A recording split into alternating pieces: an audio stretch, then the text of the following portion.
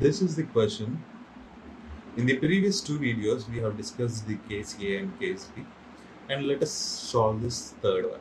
So, in this third one, what he is asking us to do is he is asking you to design a purlin of angle section.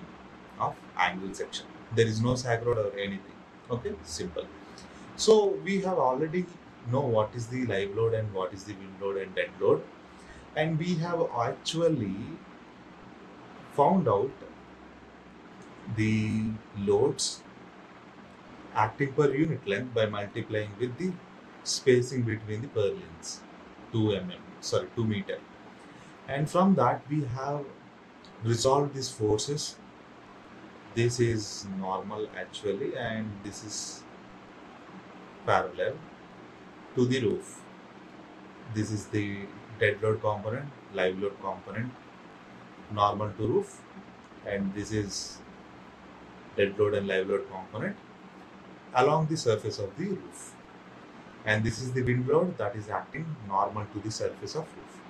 So we found out what is the factored load. So we have this combination 1 and combination 2, and here only one combination in Y. We found out what is the factored load in Z and Y directions. Okay, this is selected since it is greater than this, and we have used this value to calculate the moment about Z axis. This is moment about Z axis. So WZ L square by 8, and FZ is equals to WL by 2. And in similar way, My, here you have to put W by this. And now you got this. So now the important thing here is we are using an empirical procedure to find out a proper section for the angle purlin. So you know that the section ZP required can be obtained from this equation, which we have used in the channel section also, right? So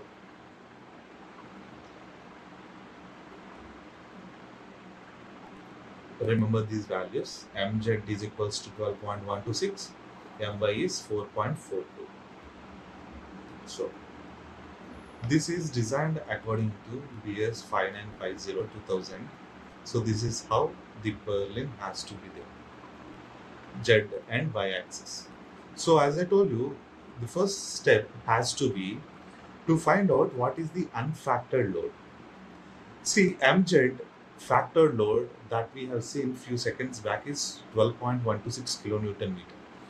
This is the moment that is obtained by substituting the factored load, isn't it right?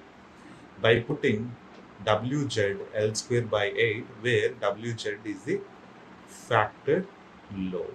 So this factored load is actually equals to 1.5 times of dead load plus live load. Before that, which is equals to something like 6 point something, right? This factored load is 6.06. So this is 12.126 mj. So if I wanted to find out what is the unfactored movement, I need to put what unfactored load, right? So see here, I need to put now what would be the unfactored load. So see here, factored load is equals to 1.5 into dead load plus live load. I know that. And unfactored load would be equals to factored load divided by 1.5. Isn't it right? Correct? Which is equals to dead load plus live load. So now when you wanted to find out the movement, what you need to know is the unfactored movement is equals to unfactored load, factored load divided by 1.5, which is divided by 8 into L square. Okay, see here, this value can be written as factored load L square by 8 into 1.5. What is this value here? factored load into L square by 8. It represents the factored moment. So unfactored moment is equals to factored moment by 1.5. Yes, that is what I did see here, mz by 1.5. So upon calculation, 8.084 is the unfactored moment. Now, moment carrying capacity of a section anywhere, a rectangular section or any section, is given by m is equals to z by fy. Of course, you can use gamma m naught, but you cannot use here. Okay? And equate 1 and 2, you get elastic section modulus about z axis. And that is around 32.33 into 10 to the power of 3.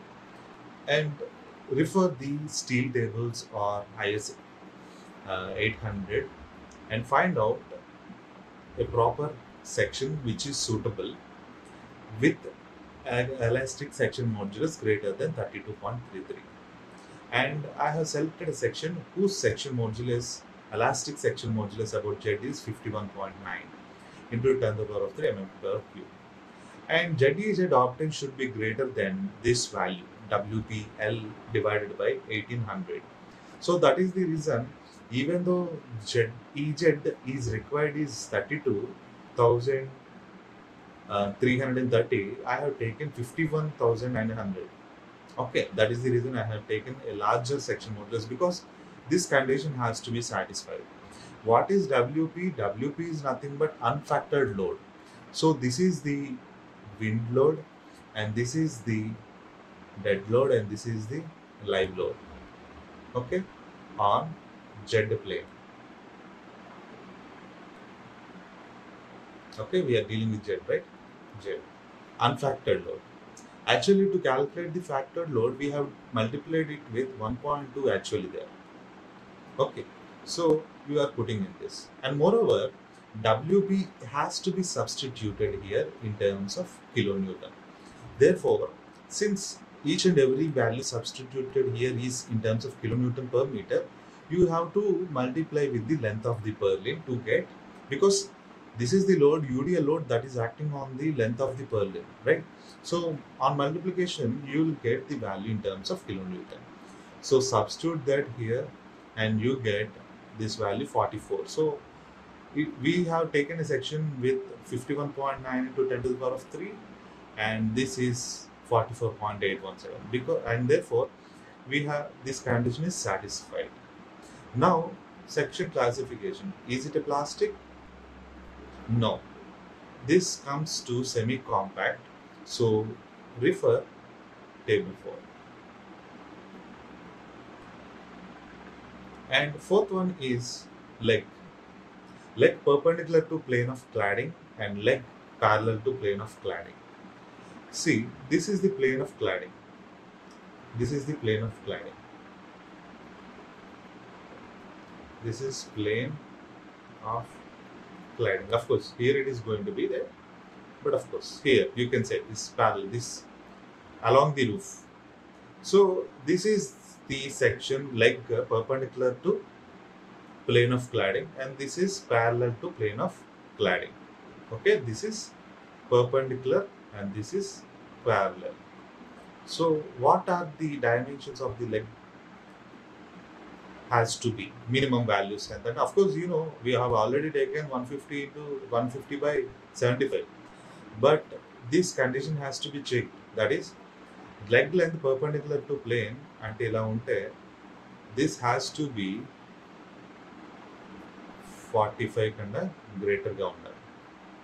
So L by 45 is 88.88, which is greater than 150, which is provided. So safe. And parallel edaithe undo idi L by 60 kanda greater ga undali. Value should be greater than L by 60. So absolutely it is right. So this is how you design a purlin section.